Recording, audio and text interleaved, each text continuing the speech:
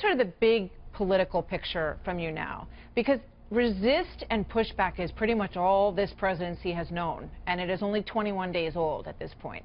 So they've already had their first head-to-head run-in with the courts on something that was a basic tenet of the president's campaign, and as Kellyanne Conway said a little while ago, she believes it's, you know, a basic tenet of being president, and they're getting an enormous amount of pushback. So, Mark, how are they doing, you know, and do they need to do anything differently at this point?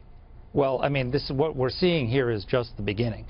This is only the first issue that's coming up for litigation. The Democrats and the left are going to follow a policy of obstruction by litigation on everything Donald Trump does. When he repeals regulations, they're going to sue. When he approves Keystone XL pipeline, they're going to sue. When he replaces Obamacare, they're going to sue. They're going to sue. They're going to sue. They're going to sue to use the courts to try and gum up his administration and stop him. So this is only the first skirmish in a larger lawfare battle that's going to be taking place.